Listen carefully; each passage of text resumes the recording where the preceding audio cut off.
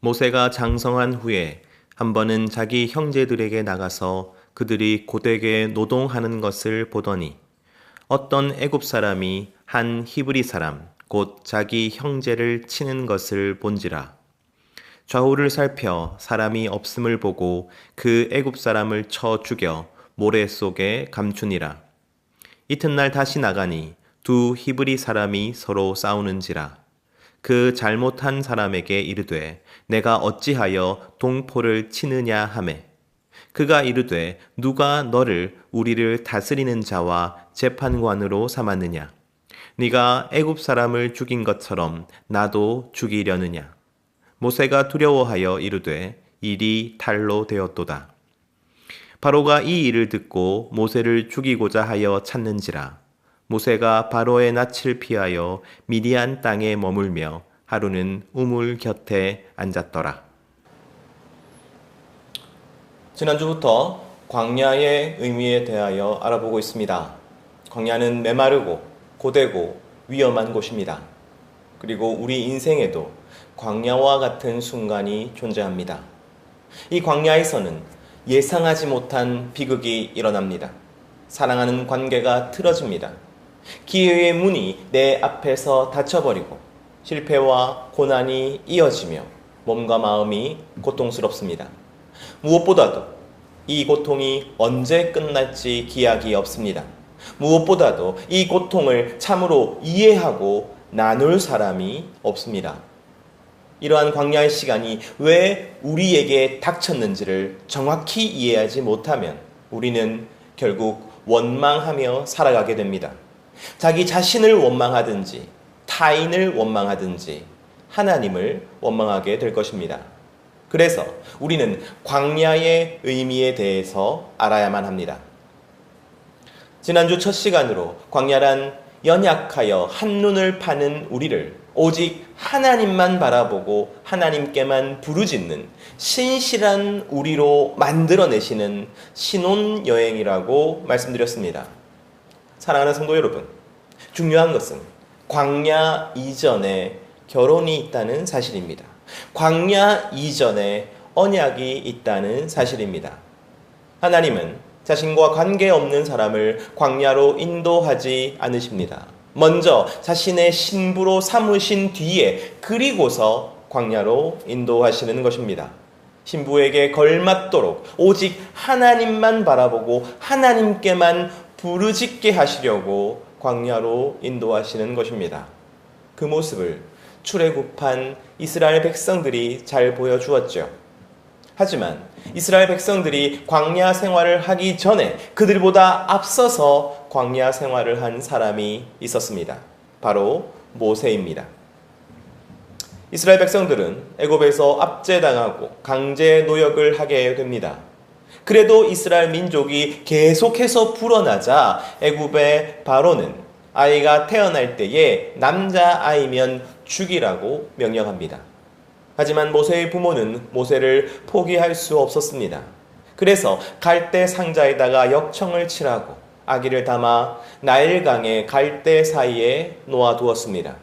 그 갈대 상자를 바로의 딸, 그러니까 애굽의 공주가 발견하게 되죠. 그리고 공주는 그 아이가 히브리인의 아이인 것을 압니다. 그리고 놀랍게도 그 아이를 불쌍히 여기죠. 공주는 모세를 자신의 아이로 삼기로 합니다. 바로 그때 모세의 누이는 히브리인 중에서 유모를 구해오겠다고 나섭니다. 바로 자신과 모세의 어머니였죠. 그래서 모세는 자신의 가족 품에서 자신이 이스라엘 사람임을 인식하며 자라게 됩니다. 동시에 그는 바로의 궁전에서 당시의 최고의 교육을 받게 되죠. 그는 이스라엘 사람으로서 가장 뛰어난 세상 학교에 입학하게 된 것입니다. 세상 학교는 내가 세상에서 배우고 익히고 가질 수 있는 모든 것을 제공하는 곳입니다. 능력과 지위와 열정이죠. 게다가 애굽은 당시 전 세계에서 가장 발전한 나라였습니다. 즉 하나님은 모세를 최고의 세상학교에 입학시키신 것입니다. 많은 이들이 모세가 받은 이 왕실의 교육을 보면서 이것이야말로 하나님의 사람으로 준비되는 과정이라고 말합니다. 오늘날 우리가 세상 학문을 열심히 공부하고 좋은 성적과 좋은 스펙을 쌓으려 노력하는 이유도 이와 다르지 않을 것입니다. 하나님께서 모세를 쓰실 때처럼 최고의 수준으로 준비되기 위해서입니다. 과연 모세는 그렇게 준비되었습니다. 사도행전은 모세에 대하여 이렇게 평가하고 있습니다. 사도행전 7장 22절 말씀입니다. 모세가 애굽 사람의 모든 지혜를 배워 그의 말과 하는 일들이 능하더라.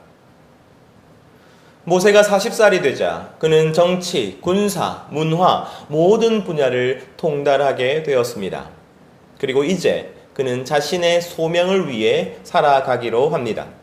자신이 세상 학교에서 배운 모든 것은 그 준비라고 믿었습니다. 실제로도 그러하였죠. 그 소명은 자신의 민족 이스라엘을 애굽에서 해방시키는 일이었습니다.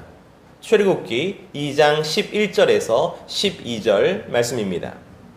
모세가 장성한 후에 한 번은 자기 형제들에게 나가서 그들이 고되게 노동하는 것을 보더니 어떤 애굽 사람이 한 히브리 사람 곧 자기 형제를 치는 것을 본지라. 좌우를 살펴 사람이 없음을 보고 그 애굽 사람을 쳐 죽여 모래 속에 감추니라. 이 살인은 그저 잠깐 흥분해서 저지른 일이 아닙니다. 모세는 이 살인을 자기 민족을 향한 일이라고 생각하고 있었고 이스라엘 민족 해방을 위한 첫 걸음이라고 생각하였습니다. 그리고 이 사건을 계기로 하여 이스라엘 사람들이 일어나 자신을 따를 것이라고 믿었습니다. 왜냐하면 자신은 세상 학교에서 모든 준비를 마쳤기 때문입니다. 그래서 모세는 스스로 자격이 있다고 확신했습니다. 그래서 모세는 이튿날 다시 나갑니다. 그는 자신을 기다리고 있을 이스라엘 사람들을 기대했을 것입니다. 그런데 아무도 모세를 기다리고 있지 않았습니다. 오히려 이스라엘 사람들끼리 싸우고 있었죠. 마음을 한데 모아도 힘든 상황에서 얼마나 한심한 일입니까? 그래서 모세는 그 중에 잘못한 사람을 나무랐죠. 당연합니다. 그는 그럴 자격이 있었습니다. 다시 말해 능력과 지위와 열정이 충분했습니다. 하지만 이스라엘 백성들은 그렇게 생각하지 않았습니다. 출애굽기 2장 14절 말씀입니다. 그가 이르되 누가 너를 우리를 다스리는 자와 재판관으로 삼았느냐? 네가 애굽 사람을 죽인 것처럼 나도 죽이려느냐? 모세가 두려워하여 이르되 일이 달로 되었도다.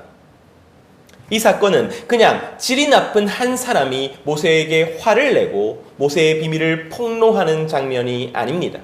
이스라엘 백성들이 모세를 거절한 것입니다. 모세가 가지고 있었던 능력과 지위와 열정을 이스라엘 백성들은 자격으로 인정하지 않았던 것이지요.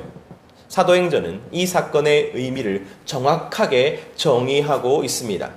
사도행전 7장 25절 말씀입니다. 그는 그의 형제들이 하나님께서 자기의 손을 통하여 구원해 주시는 것을 깨달으리라고 생각하였으나 그들이 깨닫지 못하였더라.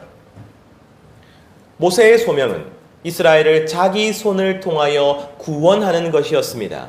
그는 세상 학교를 통해 가지게 된 능력과 지위와 열정이 그 소명을 위한 것이라고 확신했고 충분할 것이라고 믿었습니다.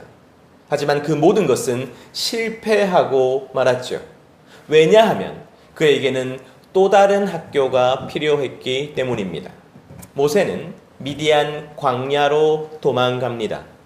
출애굽기 2장 15절 말씀입니다. 바로가 이 일을 듣고 모세를 죽이고자 하여 찾는지라. 모세가 바로의 낯을 피하여 미디안 땅에 머물며 하루는 우물 곁에 앉았더라. 사랑하는 성도 여러분, 모세는 세상 학교를 통해서 가장 뛰어난 인물이 되었습니다.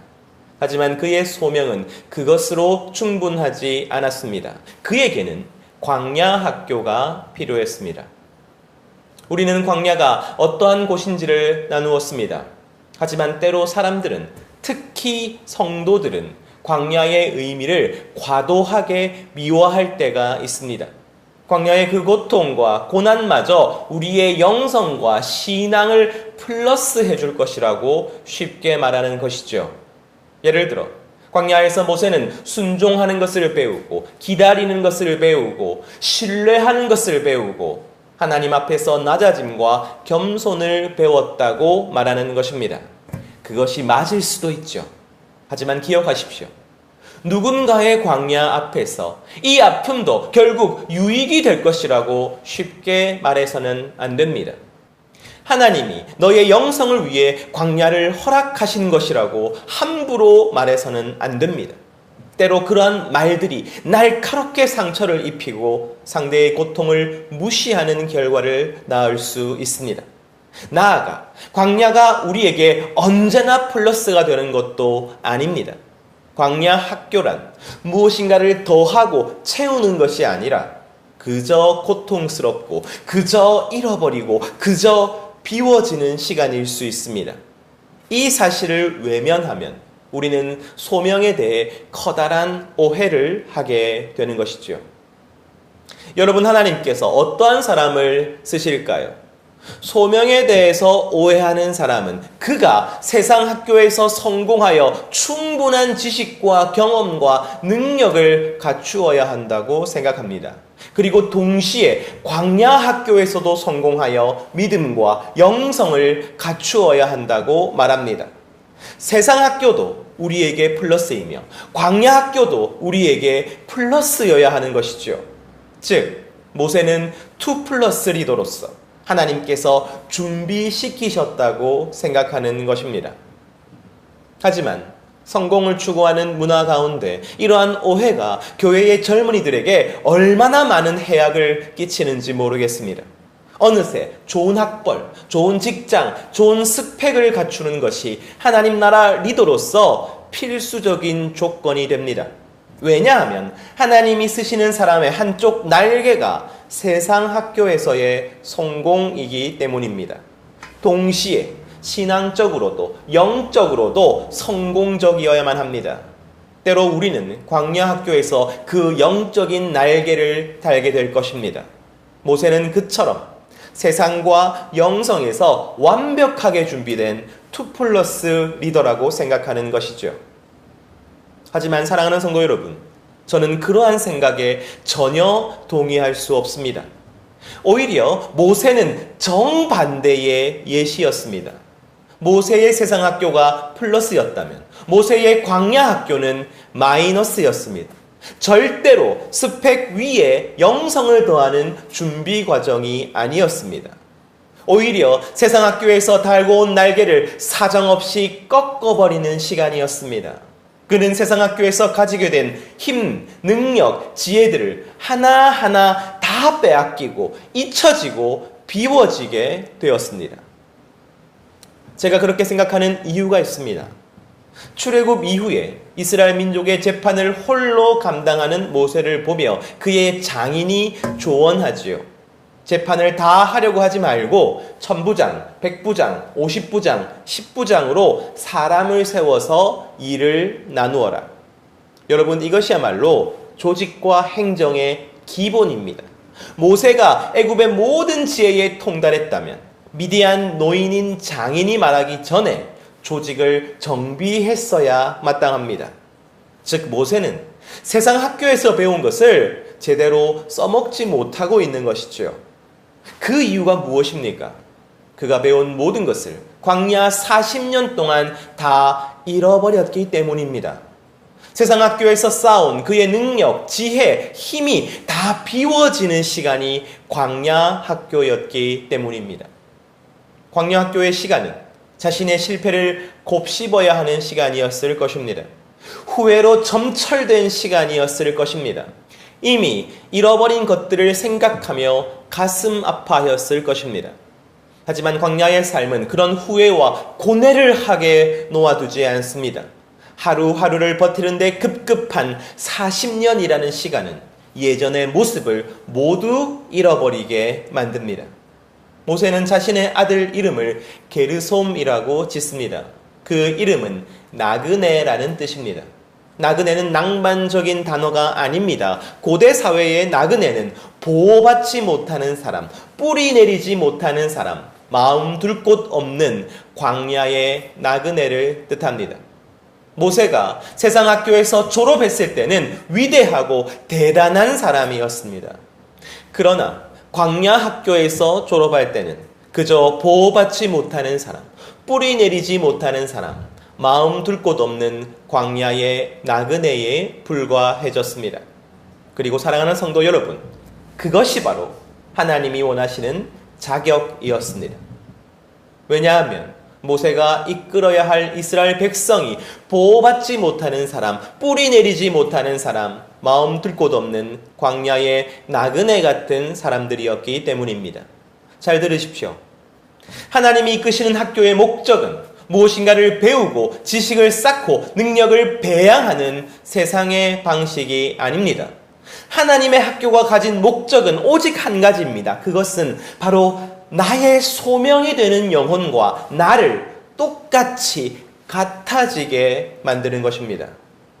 모세는 세상 학교와 광야 학교를 통해 자신의 소명이 되는 이스라엘 백성들과 같아졌습니다. 바로 그것이 자격입니다. 그때야 비로소 그는 이스라엘을 이끌어갈 자격을 얻게 됩니다. 세상 학교만을 졸업한 모세는 이스라엘 백성들과 달랐습니다. 그는 왕자였고 그들은 노예였습니다. 그는 권력자였고 그들은 핍박받는 자였습니다. 누가 너를 우리를 다스리는 자와 재판관으로 삼았느냐? 이스라엘 백성들의 그 한마디가 모든 것을 말해줍니다. 너는 우리와 같지 않다. 너는 우리와 다른 존재이다. 그러므로 너는 우리를 이끌 수 없다.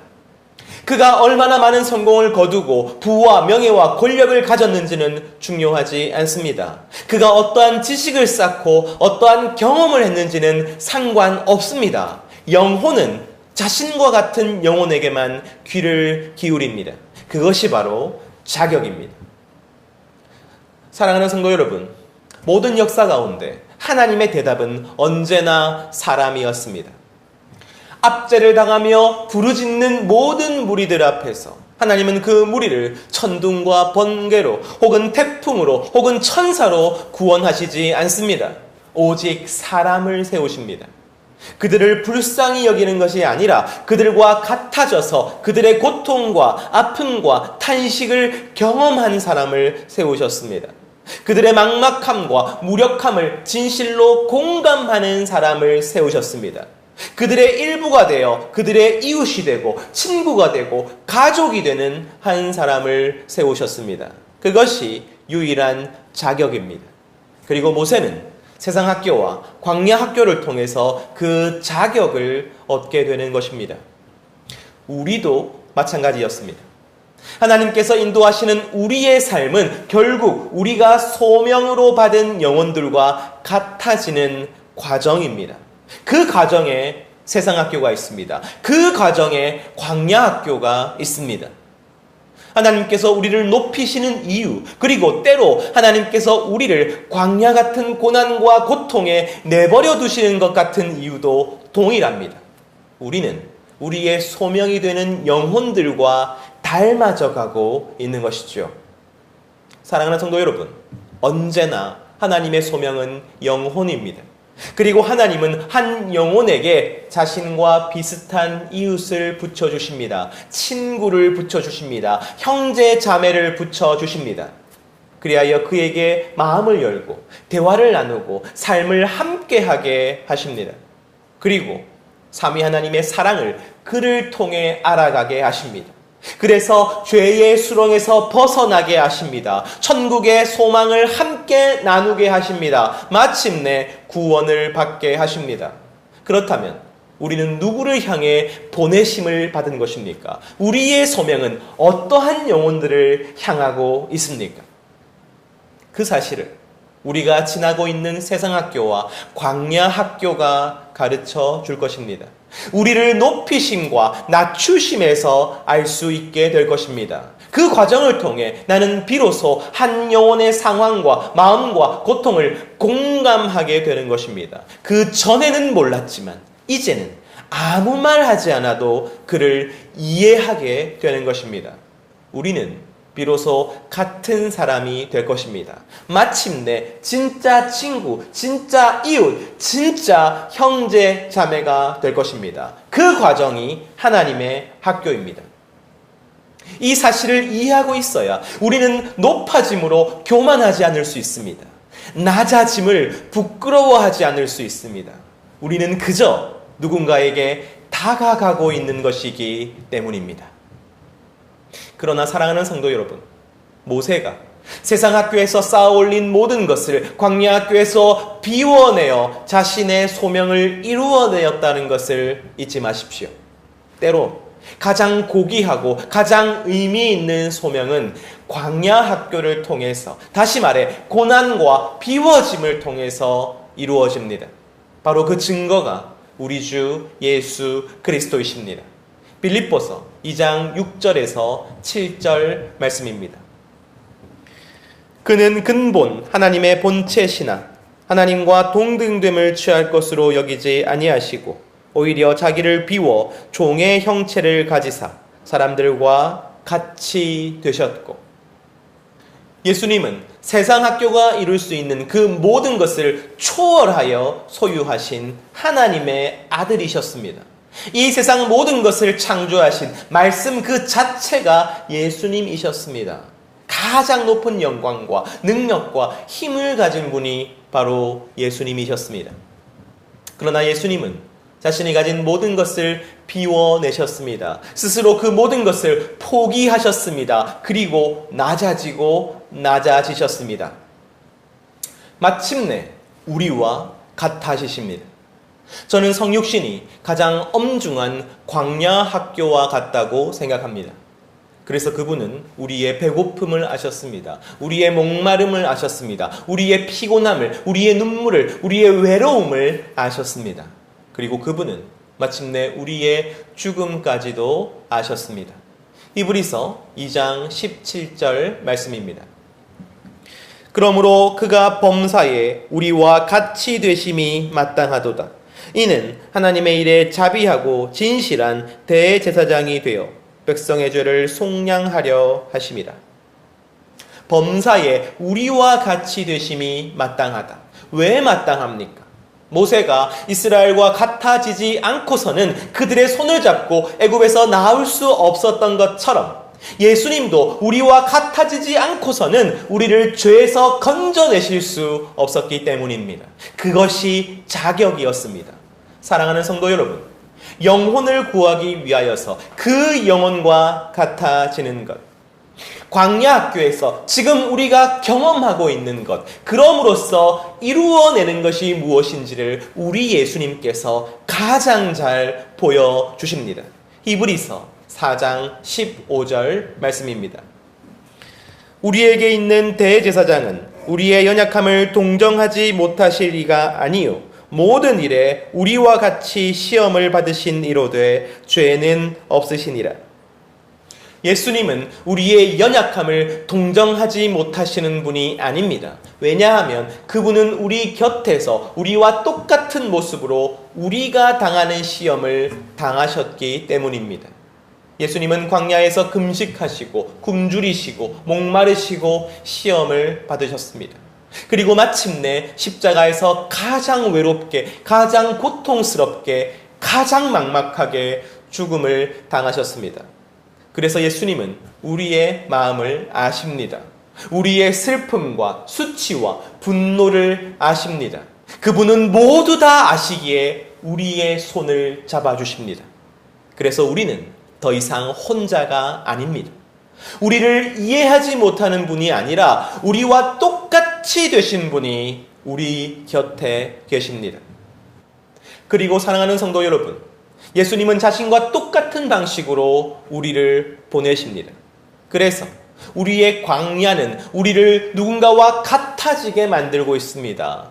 그리고 우리가 마침내 그들에게 다가갈 때에 우리는 혼자 가는 것이 아닙니다.